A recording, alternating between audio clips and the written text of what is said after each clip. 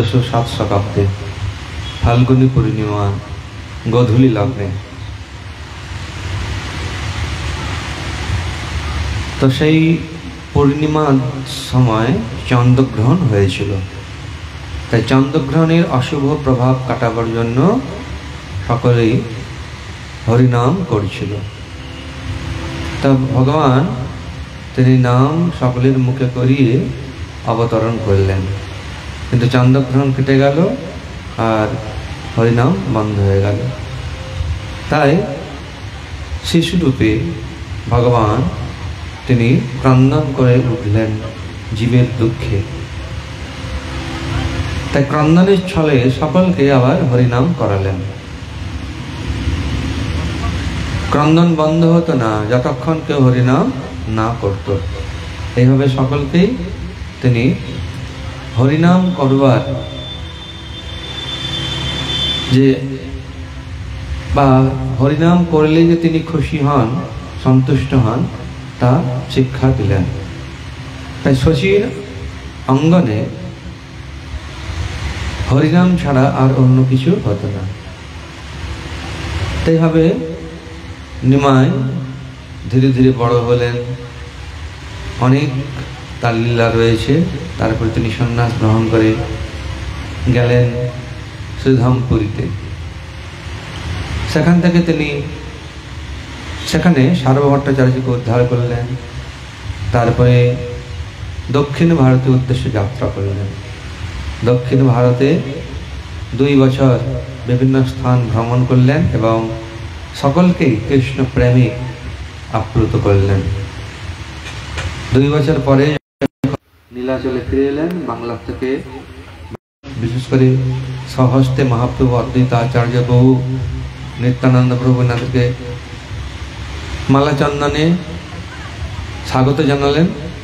এইভাবে সমস্ত ভক্তবৃন্দ তারা পুরীতে অবস্থান করলেন, রথযাত্রা অংশগ্রহণ করলেন। চাতুর্মাস্য কাটিয়ে তারা আবার ফিরে গেলেন। তো সমস্ত ভক্তবৃন্দদের বিদায় দিয়ে মহাপ্রভু তিনি একান্তে নিত্যানন্দ প্রভুকে ডাকলেন।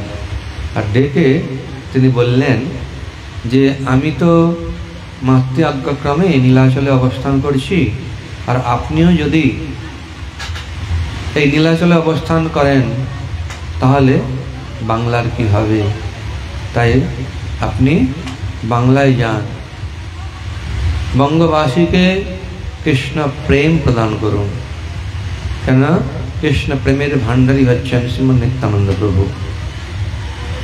মহাপ্রভুর ইচ্ছা পূরণের জন্য শ্রীমৎ নিত্যানন্দ প্রভু তিনি তার অন্তরঙ্গ ভক্তদের নিয়ে তিনি নীলাচল থেকে বিদায় নিলেন, মহাপ্রভুর থেকে বিদায় নিলেন এবং বাংলার উদ্দেশ্যে যাত্রা করলেন। এবং সেই যাত্রায় প্রথম তিনি পানিহাটিতে এসেছিলেন। পানিহাটিতে রাঘব পণ্ডিতের শ্রীপাঠ রয়েছে। রাঘব পণ্ডিত হচ্ছেন কৃষ্ণ লীলায় ধনিষ্ঠা গোপী। তো সেই রাঘবানন্দ পণ্ডিত বা রাঘব পণ্ডিতের বাড়িতে শ্রীমান নিত্যানন্দ প্রভু তিনি 3 মাস অবস্থান করেছিলেন। আর 3 মাস অবস্থান করে কতই না লীলা করেছিলেন।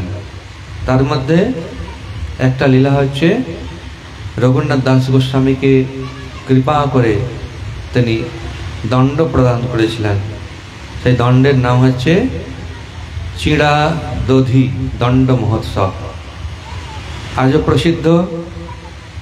জ্যৈষ্ঠ মাসে শুক্ল ত্রয়োদশী তিথিতে সে দণ্ড মহোৎসব হয়। অর্থাৎ পাণ্ডব নির্জলা একাদশী রয়েছে, তারপরে দ্বাদশী, ত্রয়োদশী। তো সেখানে লাখ লাখ ভক্ত হয়, সেই উৎসবে অংশগ্রহণ করেন এবং নাম সংকীর্তন, চিড়াদধি ভোজন, গঙ্গা স্নান ইত্যাদি করেন। তো নিত্যানন্দ প্রভু এইভাবে বহু লীলা করে তারপরে তিনি নবদ্বীপও গিয়েছিলেন। সেখানে দস্যু সর্দার এবং পুরো সর্দার সহ সমস্ত দস্যুদের তিনি উদ্ধার করেছিলেন। এইভাবে পাপী তাপী যত ছিল তাদের উদ্ধার করলেন।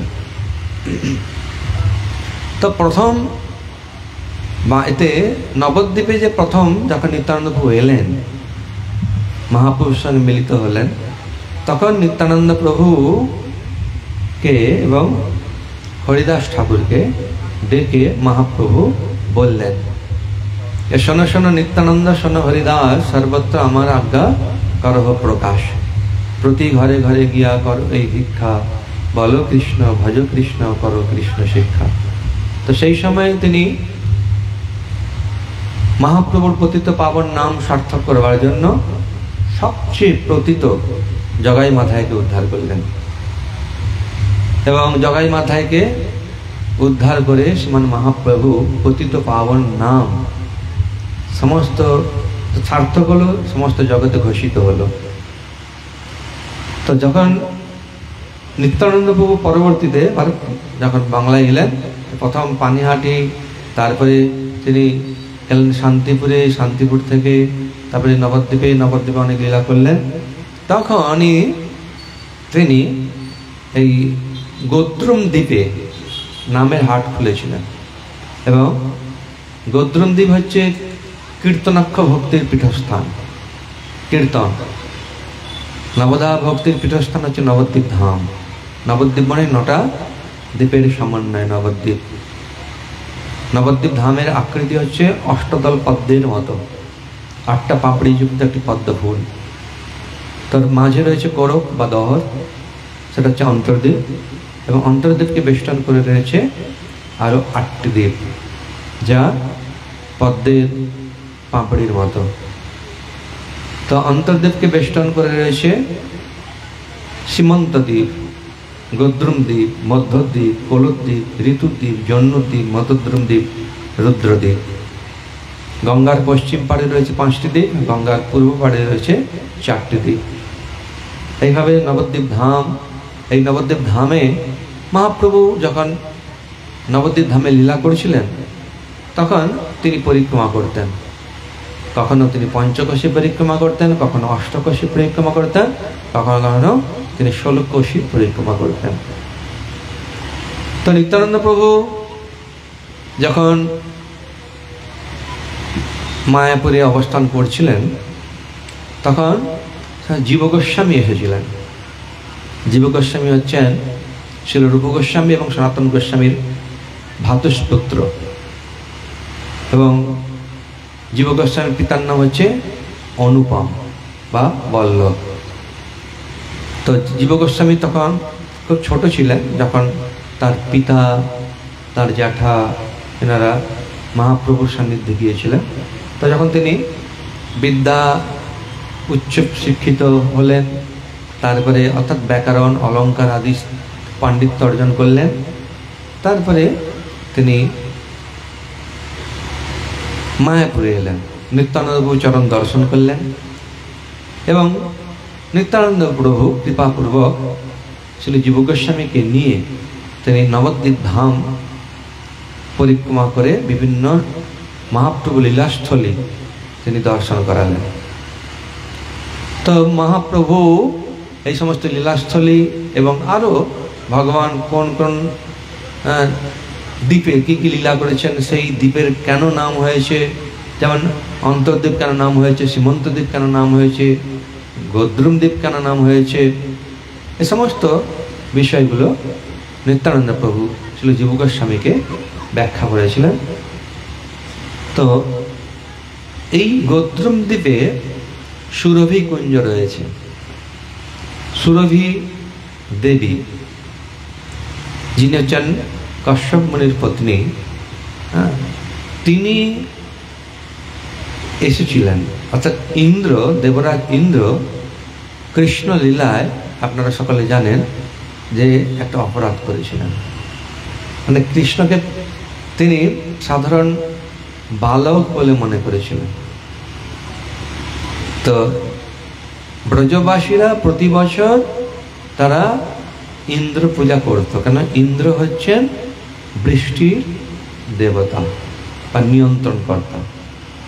তাই বৈশ্য জাতি, এই ব্রজবাসীরা তারা ইন্দ্রের পূজা করত। কিন্তু ভগবান শ্রীকৃষ্ণের বয়স যখন 7 বছর, তখন তিনি বললেন যে ইন্দ্র পূজার প্রয়োজন নেই, আমাদের সমস্ত গোকুল মানে গরুদের কুল এবং আমরা যে বৈশ্য, আমাদের হচ্ছে কৃষি বাণিজ্য গৌরক্ষা, তা সাধিত হয় গোবর্ধনের কৃপার মাধ্যমে।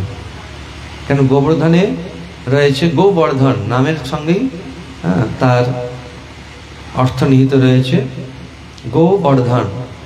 এই গোবর্ধন পর্বতের থেকে সুন্দর ঝর্ণা আছে, সুন্দর কচি কচি ঘাস আছে, বিভিন্ন ফল ফুলের বৃক্ষ রয়েছে এবং বিস্তৃত স্থান রয়েছে যেখানে গাভীরা সুন্দরভাবে বিচরণ করতে পারে। তাইভাবে কৃষ্ণ তাদের বোঝালেন। যাই হোক, তবে তাদের মতি হলো, গোবর্ধনের পূজা করলেন, পরিক্রমা করলেন, আরতি করলেন ইত্যাদি হলো। তো সেটা খবর পেয়ে দেবরাজ ইন্দ্র অত্যন্ত কুপিত হয়েছিল এবং ব্রজবাসীদেরকে এক প্রকার সংহার করবার জন্যে বা কষ্ট দেওয়ার জন্যে যে মুষলধারায় বৃষ্টি, ঝড়, বজ্রপাত করেছিল, শিলাবৃষ্টি সব। কিন্তু তো সমস্ত ব্রজবাসীরা তখন শ্রীকৃষ্ণের শরণাপন্ন হয়েছিলেন। শ্রীকৃষ্ণ তখন সকলকে নিয়ে গোবর্ধনে গিয়েছিলেন আর গোবর্ধন পর্বত তুলে এই বাম হাতের কনিষ্ঠ অঙ্গুলিতে তুলে 7 দিন 7 রাত তুলেছিলেন এবং সমস্ত ব্রজবাসীদের সঙ্গে নিয়ে তিনি আনন্দ মহামহোৎসব করেছিলেন। দেবরাজ ইন্দ্র যখন জানতে পারলেন যে ব্রজবাসীদের কিছুই হয়নি, বরং ব্রজবাসীরা অত্যন্ত আনন্দের সঙ্গে তারা মহোৎসব করছেন, কে তাদের রক্ষা করছেন? তখন দূতেরা বলল, ওই যে যার কথায় আপনার পূজা বন্ধ করে দিয়ে গোবর্ধনের পূজা করেছিল, সেই কৃষ্ণই তাদের রক্ষা করেছে। তখন তিনি বুঝতে পারলেন যে এই তো আমার প্রভু। আমি অহংকারে মত্ত হয়ে ভালো মন্দ বিচার হারিয়ে ফেলেছিলাম। তাই অনেক সময় এরকম হয়, ক্রোধে আবিষ্ট হলে, অহংকারে মত্ত হলে ধরাকে সরা জ্ঞান করে, কোনটা কর্তব্য কোনটা অকর্তব্য সেটা ভুলে যায়, মোহিত হয়ে যায়। তা যাই হোক, ভগবানের কৃপাতেই দেবরাজ ইন্দ্র তিনি সেটি বুঝতে পেরেছিলেন এবং তিনি তখন দেবগুরু বৃহস্পতির কাছে গিয়ে বললেন, তা আমি তো এরকম অপরাধ করেছি, কিভাবে আমি অপরাধ থেকে মুক্ত হব? তো অনেক বড় কাহিনী। তো দেবরাজকে তার গুরু বৃহস্পতি তিনি বললেন যে তুমি যাও সুরভি দেবীর কাছে এবং সুরভি দেবীকে সঙ্গে নিয়ে তুমি শ্রীকৃষ্ণের কাছে যাও, ক্ষমা ভিক্ষা করো, অপরাধের জন্য তুমি ক্ষমা চাও। তো সুরভি দেবী হচ্ছেন মানে গাভীর রূপ তিনি ধারী। তো ভগবান হচ্ছেন ব্রহ্মণ্য দেবায় গো ব্রাহ্মণ হিতায়, তিনি ব্রহ্মণ্য দেব, গো এবং ব্রাহ্মণের হিতকারী। তাই যখন তুমি সুরভি দেবীকে সঙ্গে নিয়ে যাবে, তখন তার যে ক্রোধ সেটি প্রশমিত হয়। তো যাই হোক, গুরুদেবের নির্দেশ অনুসারে সুরভি দেবীর কাছে গেলেন। সুরভি দেবীকে সঙ্গে করে নিয়ে গিয়ে ভগবান শ্রীকৃষ্ণের যে বৃন্দাবন ধামে উপস্থিত হলেন। তা আপনারা যারা বৃন্দাবন পরিক্রমা করেছেন বা গোবর্ধন পরিক্রমা করেছেন, সেখানে দেখবেন গোবিন্দ কুণ্ড রয়েছে, অর্থাৎ গোবিন্দকে অভিষেক করেছিলেন দেবরাজ ইন্দ্র এবং সেই অভিষেকের জল যে কুণ্ডে জমা হয়েছিল সেটা হচ্ছে গোবিন্দ কুণ্ড। এখনো সেই কুণ্ড আছে। এরকম সুরভি কুণ্ড রয়েছে, বিভিন্ন কুণ্ড এখানে রয়েছে। তা এই অপরাধ করার কারণে তিনি সুরভি দেবীকে নিয়ে গিয়ে সমস্ত করলেন। ভগবান সন্তুষ্ট হলেন তাই দেবরাজ ইন্দ্রের মনে তার বিচার এলো যে প্রভু তো আবার কলিকালের প্রথম সন্ধ্যায় আবির্ভূত হবেন, আমি যদি মোহিত হয়ে আবার অপরাধ করি, তাই পূর্ব থেকেই আমাকে তার আরাধনা করতে হবে যাতে অপরাধ না হয়। তাই তিনি সুরভি দেবীর কাছে গেলেন। সুরভি দেবী বললেন, ঠিক আছে চলো মহাপ্রভু আরাধনা করি। তো সুরভি দেবী যে স্থানে তিনি গৌরাঙ্গ মহাপ্রভুর ধ্যান করেছিলেন, নাম জপ করেছিলেন, মহাপ্রভুকে দর্শন করেছিলেন এবং ইন্দ্রও করেছিলেন, তো সেই স্থানটা হচ্ছে সুরভি কুঞ্জ। নিত্যানন্দ প্রভু সেই সুরভি কুঞ্জতেই নামের হাট খুললেন। সুরভি কুঞ্জতে নামের হাট খুললেন কে? খোদ নিতাই নিত্যানন্দ প্রভু স্বয়ং হাট খুললেন। তো শ্রী ভক্তিবিনোদ ঠাকুর এই প্রসঙ্গে অনেক ভজন লিখেছেন, তার মধ্যে একটা ভজন অত্যন্ত গুরুত্বপূর্ণ, শিক্ষণীয়, আপনারা সকলে জানেন, কীর্তন করবেন হাততালি দিয়ে। নদিয়া গোদ্রুমে নিত্যানন্দ মহাজন, পাতিয়াছে নাম হট্ট জীবের কারণ।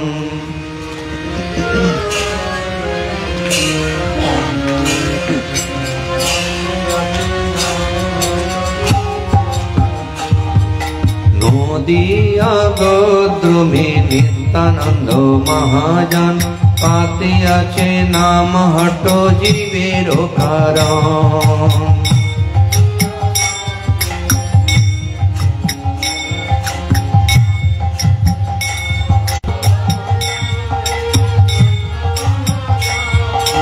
পাতিয়াছে নাম হট্ট জীবের কারণ।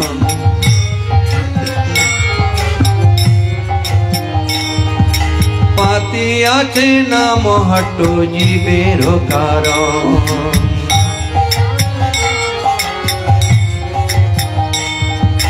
নদিয়া গোদ্রুমে নিত্যানন্দ মহাজন, পাতিয়াছে নাম হট্ট জীবের কারণ।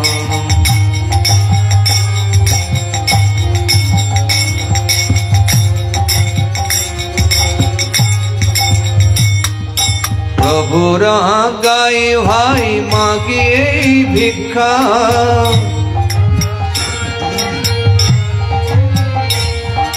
প্রভুর আজ্ঞায় ভাই মাগিয়ে ভিক্ষা।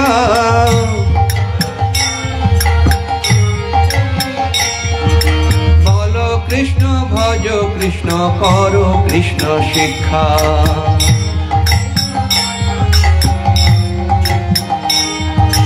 বলো কৃষ্ণ ভজ কৃষ্ণ করো কৃষ্ণ শিক্ষা।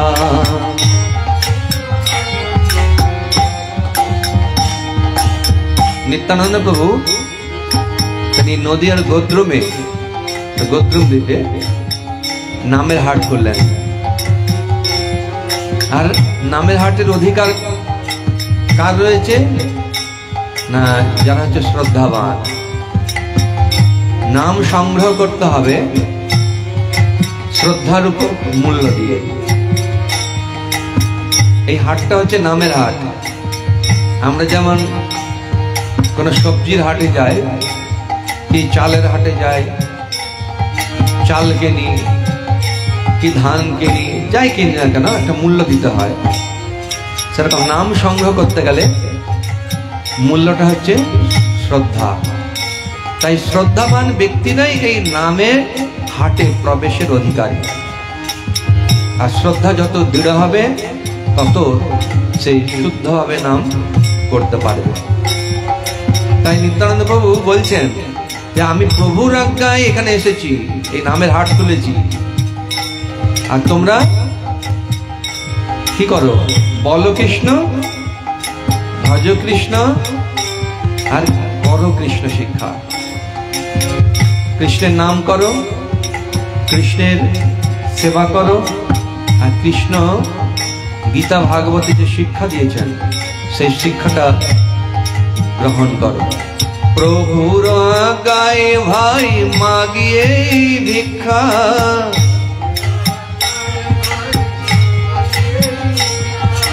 বলো কৃষ্ণ ভজ কৃষ্ণ কর কৃষ্ণ শিক্ষা।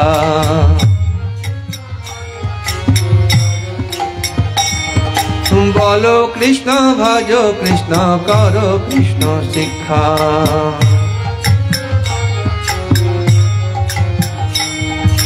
নদিয়া গোদ্রুমে নিত্যানন্দ মহাজন, পাতিয়াছে নাম হট জীবের কারণ।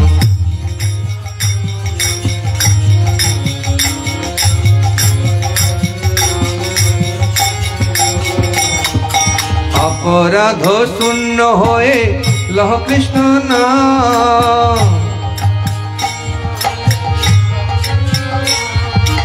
অপরাধ শূন্য হয়ে লহ কৃষ্ণ নাম। কৃষ্ণ মাতা কৃষ্ণ পিতা কৃষ্ণ ধন প্রাণ,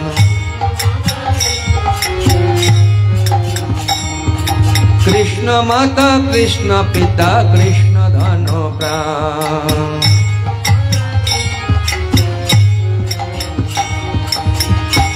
তো নামে তিনটা বিচার আছে। একটা হচ্ছে অপরাধযুক্ত নাম, নামাভাস, আর শুদ্ধ নাম। তাই নিত্যানন্দ প্রভু কি বলছেন, যে অপরাধ শূন্য হয়ে লহ কৃষ্ণ নাম।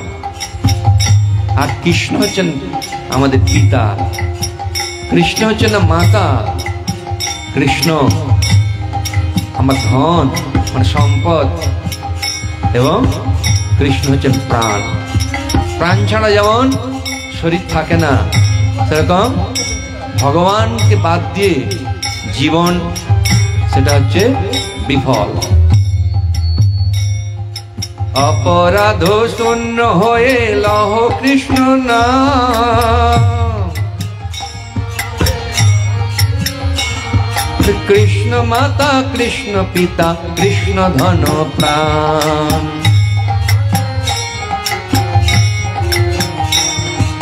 নদিয়া গোদ্রুমে নিত্যানন্দ মহাজন, পাতিয়াছে নাম হট জীবের কারণ। নদিয়া বলুন,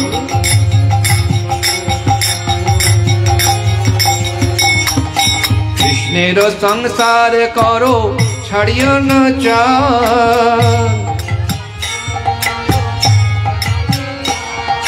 কৃষ্ণের সংসার করো ছাড়িও না চান।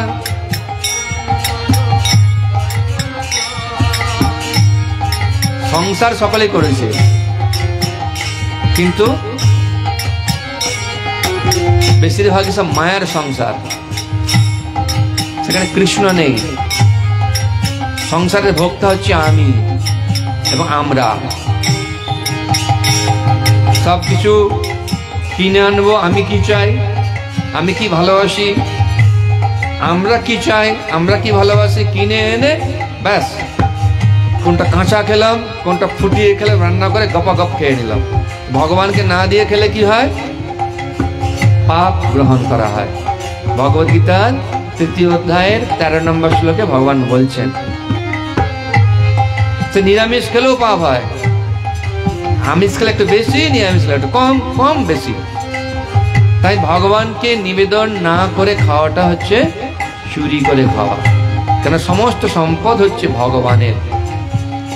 তো যারা আমরা যদি কৃষ্ণকে মালিক রূপে গ্রহণ করি, কৃষ্ণ হচ্ছে আমার মাতা, কৃষ্ণ হচ্ছে আমার পিতা, কৃষ্ণ হচ্ছে আমার ধন, কৃষ্ণ হচ্ছে আমার প্রাণ, তাহলে কৃষ্ণকে বাদ দিয়ে কিভাবে জীবনযাপন করতে পারবো? তাই সংসারটা হবে কৃষ্ণের। আর কৃষ্ণ যেটা চান না সেটা করাটা হচ্ছে অনাচার। তাই ভক্তিমান ঠাকুর বলছেন, কৃষ্ণের সংসার করো ছাড়িও না চার, কৃষ্ণের সংসার করো ছাড়িও না চার।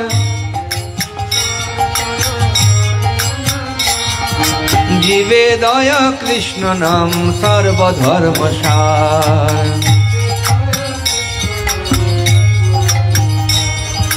जीवे दया कृष्ण नाम सर्वधर्म सार। महाप्रभु बोलছেন যে भारत भूमिते হইল मनुष्य जन्म जा जन्म सार्थक करी करो पर उपकार। कृष्ण भावनामृत ग्रहण करार माध्यमे आमादेर जीवन सार्थक हबे और সেই কৃষ্ণ ভাবনামৃত প্রদানের মাধ্যমে আমরা অন্যের পরম উপকার করতে পারব। তাই মহাপ্রভু এটা আদেশ দিয়েছেন সকলকে, যারা এই ভারতবর্ষে মনুষ্য শরীর পেয়েছে তাদের বিশেষ কর্তব্য হচ্ছে এটা, বা যারা ভগবানকে কেন্দ্র করে জীবনযাপন করছেন তারাই প্রকৃতপক্ষে ভারতবর্ষে আছেন। তা মহাপ্রভু সেটা আদেশ। তাহলে পর উপকারটা কিভাবে করতে হবে না, কৃষ্ণ নাম বিতরণের মাধ্যমে অন্যকে অনুরোধ করতে হবে যে আপনারাও কৃষ্ণ নাম করুন, কৃষ্ণের নাম জপ করুন, কৃষ্ণ নাম কীর্তন করুন, কৃষ্ণের সেবা করুন, কৃষ্ণকে ভোগ লাগিয়ে কৃষ্ণের প্রসাদ পান, একাদশী ব্রত পালন করুন, তুলসী সেবা করুন। এইভাবে সকলকে তার প্রকৃত স্বাভাবিক অবস্থায় বা কৃষ্ণ ভাবনামৃতে ফিরিয়ে আনা, সেটাই হচ্ছে যথার্থ উপকার, সেটাই প্রকৃত জীবের প্রতি দয়া। কেননা এই দয়াটা নিত্য, এই উপকারটা কোনোদিন নষ্ট হবে না। তাই বলা হচ্ছে কৃষ্ণের সংসার করো ছাড়িও না চার, জীবে দয়া কৃষ্ণ নাম সর্বধর্ম সার।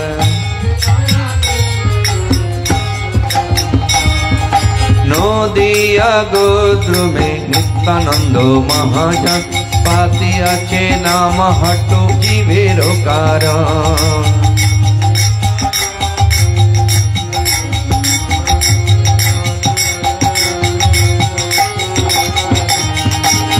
তো নিত্যানন্দ প্রভু নদিয়ার গোদ্রুমে তিনি নামের হাট খুলেছেন, তাই না? তারপর নিত্যানন্দ প্রভুর কৃপায় তার ভক্তবৃন্দ বিভিন্ন স্থানে হাট খুলে দিয়েছেন।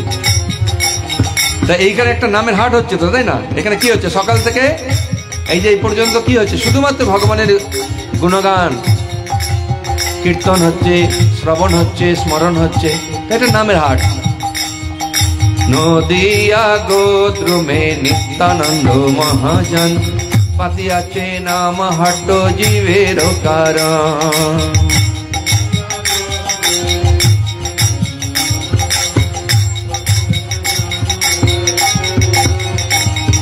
শ্রদ্ধাবান জন হে শ্রদ্ধাবান জন, শ্রদ্ধাবান জন হে শ্রদ্ধাবান জন, রে পাতিয়াছে নাম হট জীবের কারণ। পাতিয়াছে নাম হট জীবের কারণ।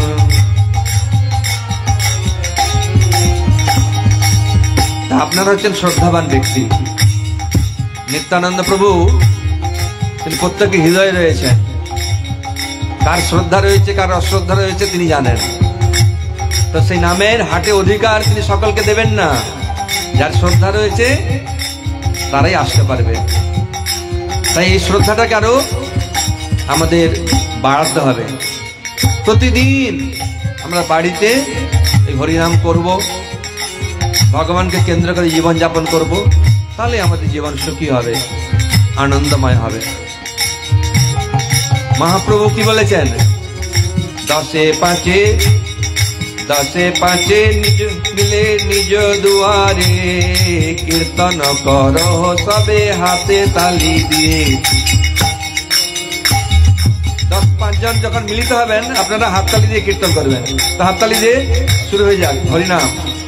हरे कृष्णा कृष्ण कृष्ण हरे हरे, हरे राम राम राम हरे हरे।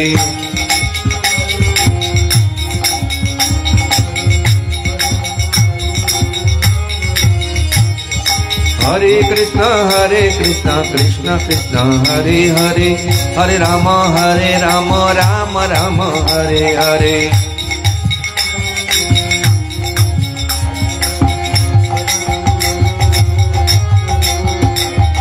हरे कृष्ण कृष्ण कृष्ण हरे हरे, हरे राम राम राम हरे हरे।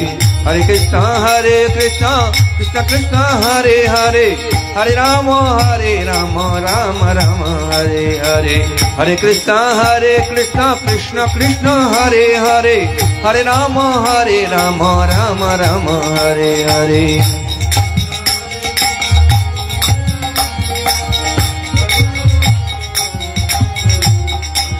हरे कृष्ण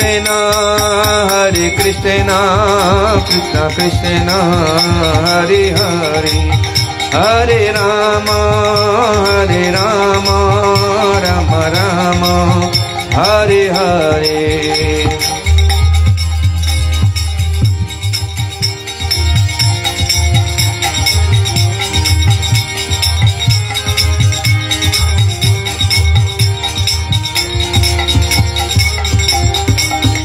हरे कृष्ण कृष्ण कृष्ण हरे हरे, हरे राम राम राम हरे हरे।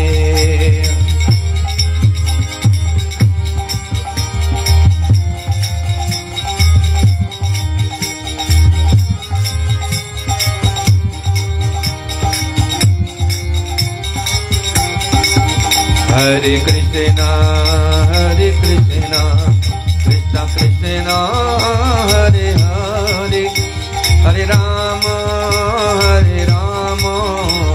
कृष्ण कृष्ण हरे हरे, हरे राम राम राम हरे हरे।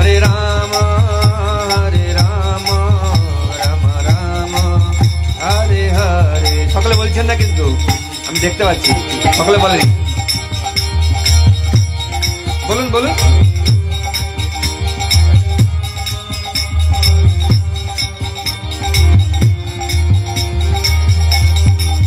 हरे कृष्ण कृष्ण कृष्ण हरे हरे, हरे राम राम राम हरे हरे। हरे कृष्ण कृष्ण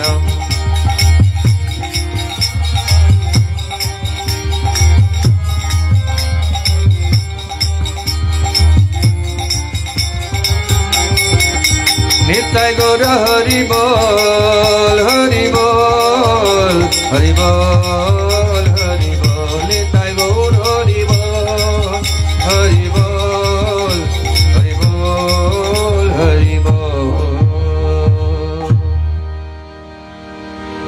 এই হরে কৃষ্ণ মহামন্ত্র বলে মহাপ্রভু বললেন, চৈতন্য ভাগবতে আছে, প্রভু কহে কহিলাম এই মহামন্ত্র, ইহা জপ সবে গিয়া করিয়া নির্বন্ধ, ইহা হইতে সর্বসিদ্ধি হইবে সবার, সর্বক্ষণ বলইতে বিধি নাহি আর।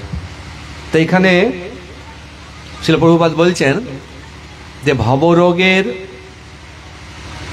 মহৌষধি হচ্ছে হরিনাম। ভক্তিময় ঠাকুর সমস্ত আচার্য যারা বলছেন, শাস্ত্রে আছে।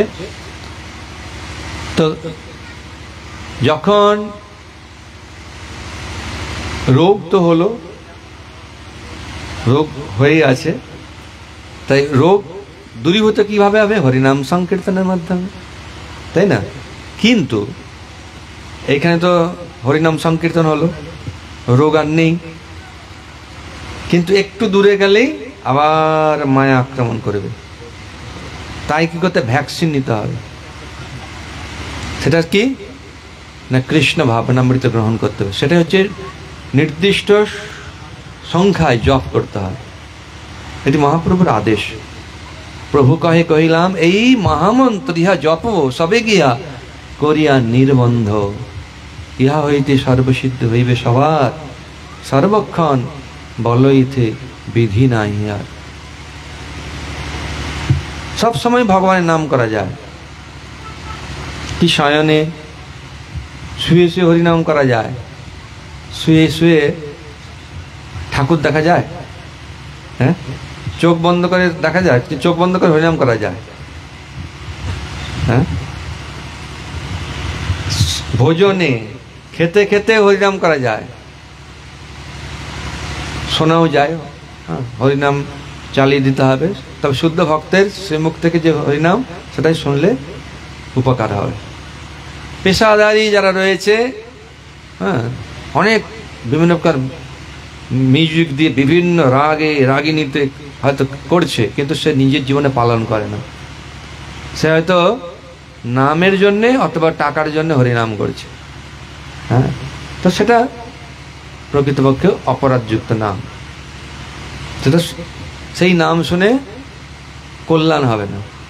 হ্যাঁ, তো যাই হোক, শুদ্ধ ভক্তের কাছ থেকে শুনতে হবে। কি শয়নে, কি ভোজনে, কি বা জাগরণে, জেগে জেগে অহর নিশ চিন্ত কৃষ্ণ বলহ বদন, দিন এবং রাত্রি ভগবানের চিন্তা করতে হবে, ভগবানের নাম জপ করতে হবে বা কীর্তন করতে হবে।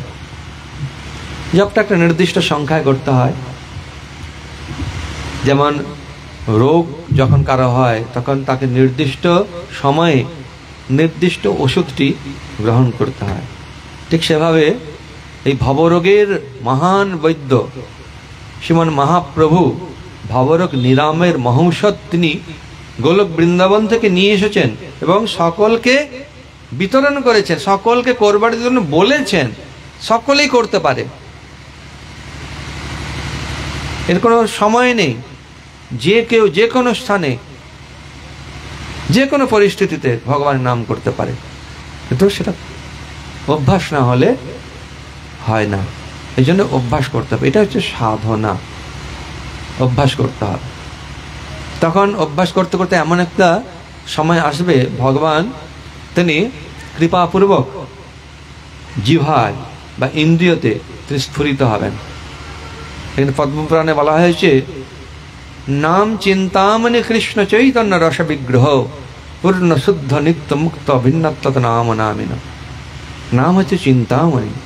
চিন্তা করলেই, হ্যাঁ, যেমন একটা মণি আছে পরশমণি, যদি পরশমণি থাকতো এখানে লাগিয়ে দিলে সোনা হয়ে যেত, বুঝলেন? ঘরে নিয়ে যেতে পারতেন, সোনার স্ট্যান্ড, মাইক স্ট্যান্ড সোনার। পরশমণি তো নেই, লোহাই থেকে গেল। কিন্তু একটা পরশমণি পেয়েছিল, যেটা সনাতন গোস্বামী ওই ওয়াশবিনে ফেলে দিয়েছিল। সেটা এই বর্ধমানের একজন ব্রাহ্মণ যে শিবের উপাসনা করেছিল, তো শিবজি প্রসন্ন হয়ে তাকে দর্শন দিয়েছিলেন। সে নির্ধন ছিল, তো শিবের কাছে বললেন যে আমি ধন প্রাপ্ত হতে চাই। বল তাহলে তুমি যাও, বড় সংক্ষেপে বলছি, তো তুমি যাও বৃন্দাবনে গিয়ে সনাতন গোস্বামী আছে তার কাছে বলবে, আর সে তোমাকে ধনী বানিয়ে দেবে। তারপরে তো মহাদেবের উপদেশ অনুসারে, হ্যাঁ, সে বৃন্দাবনে গিয়েছে, আর বৃন্দাবন ধামে যাওয়ার সঙ্গে সঙ্গে তার চিত্তশুদ্ধি হয়েছে। সনাতন গোস্বামীকে দর্শন করেছেন, আরও চিত্তশুদ্ধি হয়ে গেছে। কিন্তু মনের যে অভিলাষ সেটা তো রয়েছে। বলছে আমি তো এসেছি আপনার কাছে একটা কিছু চাইবো, কিন্তু চাইতে তো বড়ই লজ্জা হচ্ছে। কি চাইবো আমি তো ভাবছিলাম শিবজি এমন একজন কাছে পাঠাবে, সে বিশাল অট্টালিকা থাকবে, অনেক কিছু থাকবে। এটা দেখছি একটা পর্ণ কুটিরের মধ্যে থাকে। বলে না, বলো বলো। শিবজি যখন বলেছে নিশ্চয়ই এর রহস্য আছে, তা বলছেন যে আমি নির্ধন, তাই শিবের উপাসনা এমনি করেছিল। তার স্ত্রী বলেছিল যে শিবের কাছে চাও চাও চাও। তো তখন বললেন ঠিক আছে চাইবো। তো চাইলেন, তো তখন বললেন যে তুমি এই সনাতন গোস্বামীর কাছে যাও বৃন্দাবনে।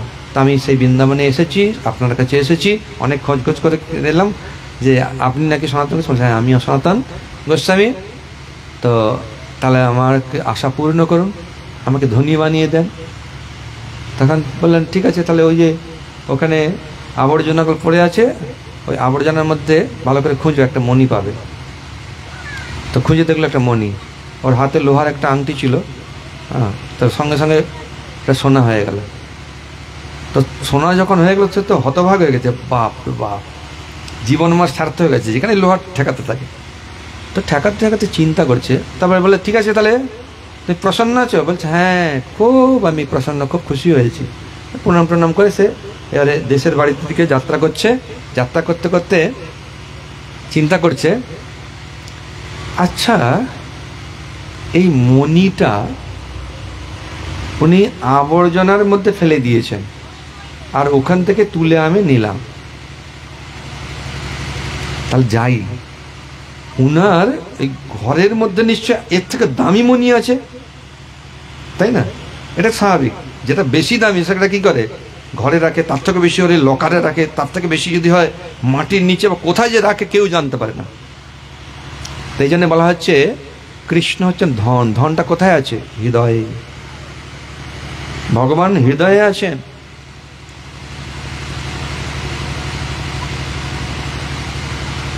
প্রেমাঞ্জন ছুরিত ভক্তি বিলোচনে শান্ত সদৈব হৃদয়ে বিলকন্তি।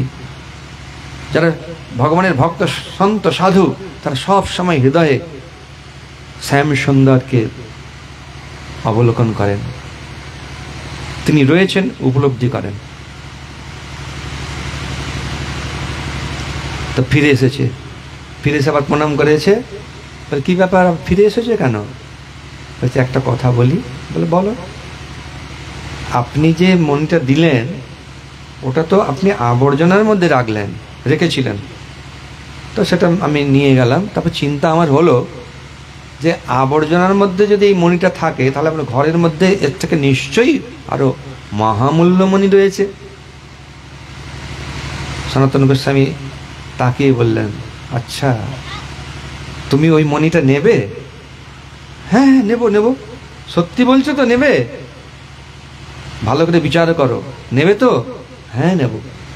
তাহলে তুমি যাও, এই যে পরশমণিটা যমুনার জলে ফেলে দাও, স্নান করে আমার কাছে এসো, আমি তোমাকে এমন একটি মণি দেব যা ফলে তোমার জীবন সার্থক হয়ে উঠবে, এবং সেই মণি কখনো নষ্ট হবে না। ক্রমশ সেই মণির প্রভাব আস্তে আস্তে বৃদ্ধি হবে। তাইভাবে সনাতন গোস্বামী উপদেশ দিলেন, আর উপদেশ অনুসারে সে যমুনাতে সেই মণিটি ছুঁড়ে দিয়ে স্নান করে সনাতন গোস্বামীর কাছে এলেন। আর সনাতন গোস্বামী তখন বললেন, হরে কৃষ্ণ হরে কৃষ্ণ কৃষ্ণ কৃষ্ণ হরে হরে, হরে রাম রাম রাম হরে হরে। নাম হচ্ছে চিন্তামণি। চিন্তা মাত্রই সমস্ত অভিলাষ পূরণ হয়। কৃষ্ণ আর কৃষ্ণ নামের মধ্যে কোনো পার্থক্য নেই। কৃষ্ণ চৈতন্য রস বিগ্রহ, এই নাম হচ্ছে সমস্ত আনন্দের মূর্তিমন্ত চৈতন্য বিগ্রহ, চেতন বিগ্রহ। নাম কোনো জড় নয়, পূর্ণ শুদ্ধ নাম, ত্রিগুণাতীত, নিত্য মুক্ত, অভিন্নতদ নাম নামিন। নাম এবং কৃষ্ণ হচ্ছেন অভিন্ন। যেই নাম সেই কৃষ্ণ ভজনিষ্ঠা করি, নামের সহিত আছেন আপনি শিহরি। খুব গুরুত্বপূর্ণ সমস্ত পদ, মহাজন বাক্য। যেই নাম সেই হচ্ছে কৃষ্ণ। এখন আপনাদের কি খেতে ইচ্ছা করছে বলুন? কোনো ইচ্ছা করছে কিছু? যে একটা পাকা আম খাই, খেতে ইচ্ছা হচ্ছে না? হবে, কালকে হবে। মানে বলছি, ধরুন আমের ইচ্ছা হচ্ছে কি, রসগোল্লার ইচ্ছা হচ্ছে, যার যেটা যেটা ভালো লাগে ইচ্ছা করুন আর ওটা জপ করতে থাকুন। আম আম আম আম আম। অনেকে চা বিক্রি করে না, যে বিক্রি করছে চা চা চা, সে নিজেই জানে ওই চার টেস্টটা কেমন। কিন্তু বলে বেড়াচ্ছে, কিন্তু সে হয়তো খায় না। যে দেখুন গরুর দুধ বিক্রি করছে, বিক্রি করে যাচ্ছে দুধ, কিন্তু দুধ বিক্রি করে যে টাকাটা পায় সেটা কিছুটা, জানি না অনেক আছে, কিছুটা মদ খায়, দুধ বিক্রি করে মদ খাচ্ছে, দুধের মাহাত্ম্যই জানে না। এই জন্যে সনাতন গোস্বামী এই জন্য বললেন যে এই যে পরশমণিটা তুমি যমুনার জলে ছুঁড়ে দাও, কারণ যদি ওটা কাছে থাকে না ওটা চুলকাবে, মানে এরকম এরকম করবে। আরে আমাকে নিয়ে এলেন, একটু লোহায় ঠেকান না, লোহায় ঠেকান না, হ্যাঁ সোনা হয়ে যাবে, সোনা হয়ে যাবে। তাই জন্য ওটাকে একদম পুরো বিসর্জন দিতে বললেন। এটা হচ্ছে খুব গুরুত্বপূর্ণ শিক্ষা। তো এর পরের শ্লোকেই তো যেটা বলছেন না, যে যেই নাম সেই কৃষ্ণ ভজনিষ্ঠা করি। যেমন আমরা জল জল জল বলে যতই আমরা জপ করি না কেন, জল যতক্ষণ পান না করবো তৃষ্ণা মিটবে না। কিন্তু সেটা জল আর জলের নামের মধ্যে পার্থক্য আছে, কিন্তু কৃষ্ণ কৃষ্ণ নামের মধ্যে কোনো পার্থক্য নেই। যেই নাম সেই কৃষ্ণ। তাই কি করতে ভজন নিষ্ঠা করি। সকালবেলা বলছিলাম না, এক অঙ্গ যাজে কেহ যাজে বহু অঙ্গ, নিষ্ঠা হইতে উপজয় প্রেমের তরঙ্গ। ভজন নিষ্ঠা করি, নামের সহিত আছেন আপনেশ্বরী। নামই ভগবান। নামের যখন ঠিকভাবে করবে, নাম প্রভু তার কাছে রূপ গুণ লীলা ইত্যাদি প্রকাশ করবেন। এই জন্য তারপরের শ্লোকে বলা হচ্ছে অত শ্রীকৃষ্ণ নামাদি না ভাবেদ গাঢ়্যম ইন্দ্রিয়। এই যে নাম রূপ গুণ লীলা এগুলো জড় ইন্দ্রিয়ের দ্বারা গোচরীভূত নয়। সেবন মুখে হি জিবাদৌ স্বয়ং এব স্ফুরতঃ। যখন কেউ সেবার মনোভাব নিয়ে নাম করবে, ভগবানের সেবা করবে, তখন স্বয়ং ভগবান নাম রূপ গুণ স্ফুরিত হবে, জিভাতে স্ফুরিত হবে, জিভা বা অন্যান্য ইন্দ্রিয় স্ফুরিত হবে। শুদ্ধ ভক্তের বর্ণনাতে বলা হয়েছে স্থাবর জঙ্গম দেখে না দেখে তার মূর্তি, সর্বত্র হয় তার ইষ্টদেব স্ফূর্তি।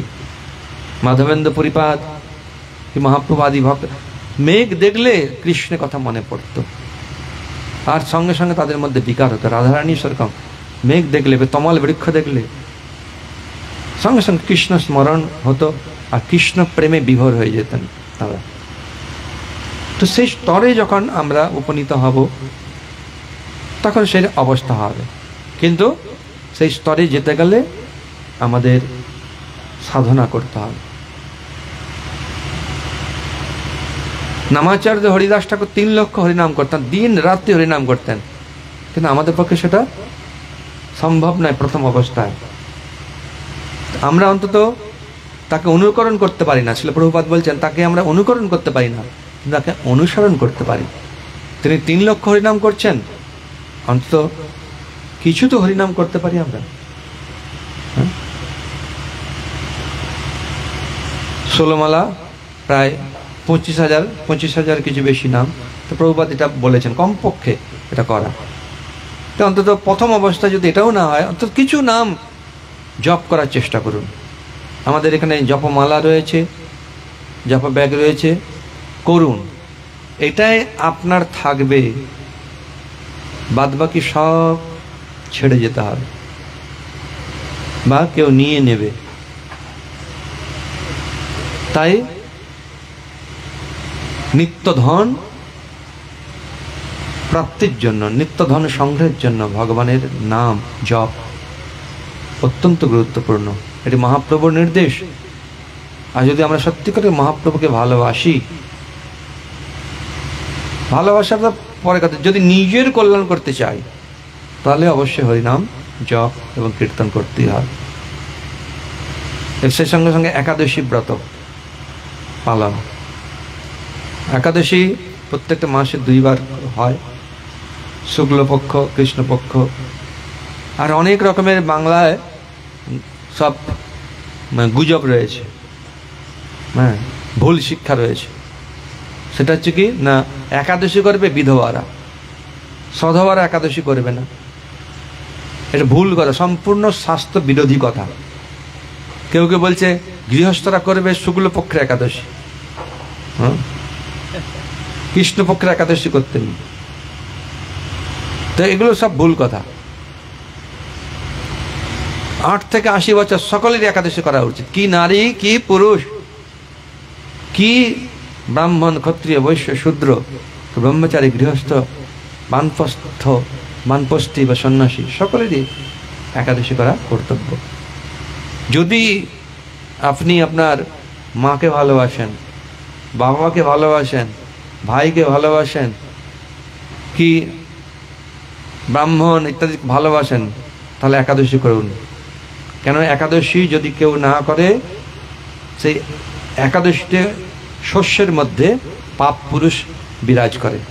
যত রকমের পাপ, ভাতৃহত্যা, মাতৃহত্যা, পিতৃহত্যা, ব্রহ্মহত্যা, বিভিন্ন রকম হত্যার পাপ, এই পাপ পুরুষ। পাপ একটা পুরুষ, মানে একটা ব্যক্তি যার প্রত্যেকটা অঙ্গ দিয়ে, মানে পাপ দিয়ে তার শরীরটা তৈরি হয়েছে। যেমন হচ্ছে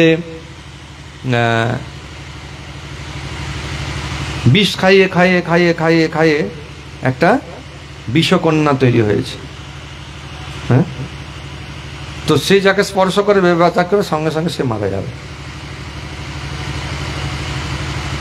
মানব বোমা, মানব বোমা।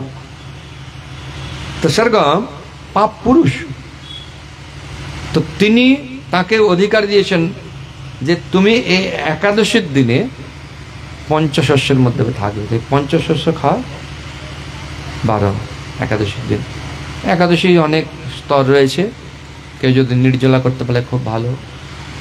যদি সেটা সম্ভব না হয় তাহলে জল পান করে, সেটাও যদি না হয় তাহলে ফলমূলাদি বা অনুকল্প ইত্যাদি গ্রহণ করে একাদশী ব্রত পালন করতে হয়।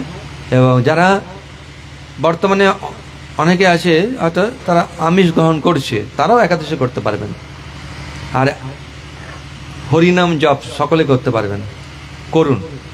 না আমার তো এখন আহার শুদ্ধি হয়নি, আহার শুদ্ধটা হোক তারপর হরিনাম করবেন না, হরিনামটা করুন, জপ করুন। করতে করতে নামের কৃপাতে কি না সম্ভব। তারপরে একাদশী যারা আমিষ গ্রহণ করে তারাও একাদশী করতে পারবেন, তবে দশমীর দিন, হ্যাঁ, একাদশীর আগের দিন কি করবেন, নিরামিষটা খেতে হবে। একাদশীর দিন তো অনুকল্প বা নির্জলা, যার যেমন শরীরের অবস্থা সেই অনুসারে করবেন। পরের দিনও একটা নির্দিষ্ট সময় রয়েছে, আমাদের পঞ্জিকা আছে, পঞ্জিকাতে সময় দেওয়া আছে, সেই সময়ের মধ্যে শস্য জাতীয় প্রসাদ গ্রহণ করে একাদশী ব্রত পূর্ণ করতে হবে। এবং তারপরে মানে সেই দিনটা আর আমিষ খাওয়া যাবে না, 3টা দিন। তো এইভাবে একাদশী করুন। যত ব্রত রয়েছে ভগবানের ধামে প্রবেশ করার খুব গুরুত্বপূর্ণ ব্রত হচ্ছে একাদশী ব্রত। তারপরে তুলসী সেবা, অনেক কিছু রয়েছে, বিস্তারিত বর্ণনা পরে ভক্তদের কাছ থেকে জেনে নেবেন। আমাদের এখানে আশিস প্রভু রয়েছে, আদি নিতাই প্রভু তার দীক্ষিত নাম। তো আশিস প্রভুর এখানে ক্লাস হয়, আপনারা আসুন, তার কাছ থেকে জানুন, বা আরও ভক্তবৃন্দরা আছেন। এইভাবে নিজের জীবনে ভগবানকে আনুন, দেখবেন জীবনটা অত্যন্ত আনন্দময় হয়ে উঠবে। অবশ্য অনেকে বাধা দিবে, কিন্তু ভগবানকে কখনো ছাড়বেন না। কেননা যারা বাধা দিচ্ছে তারা চিরদিন থাকবে না, তারা একদিন চলে যাবে। আবার যারা অত্যন্ত ভালোবেসে বলছে, আরে আমি তোর মা, হ্যাঁ আমি তোকে বলছি তুই খবরদার এটা খাবি না, তোর শরীর দুর্বল হয়ে যাবে রে, সে প্রকৃতপক্ষে জানেই না যে কিসে হিত হবে। অনেক সময় স্নেহের অন্ধ হয়ে যায়, ভালো মন্দ বুঝতে পারে না। যে তুই যেখানেই থাক না কেন ঘরে ফিরে আসবি, সুস্থ হবে হোক আর অসুস্থ হবেই হোক। অসুস্থ মানে বুঝতে পারছেন, টলতে টলতেই হোক আর সোজা করেই হোক, ঘরে কিন্তু আসবি। যে যা হোক এসে গেছে। বলার বক্তব্য হচ্ছে এই যে এটা হচ্ছে প্রকৃতপক্ষে স্নেহ নয়।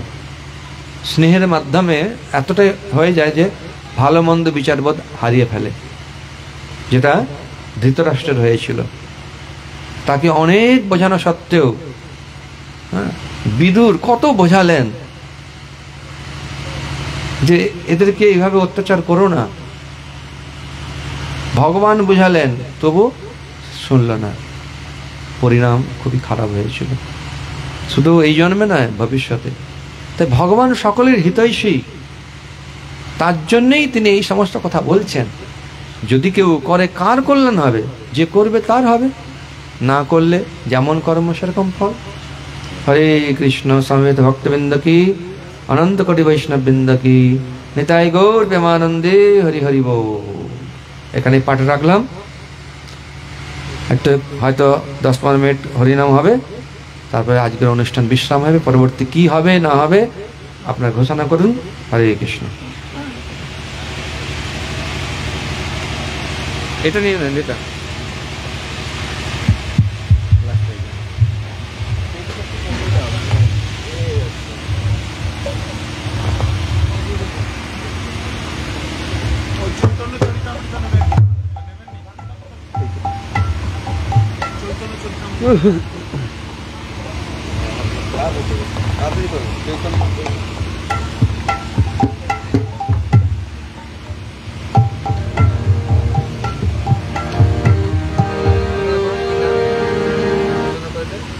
নাম কি?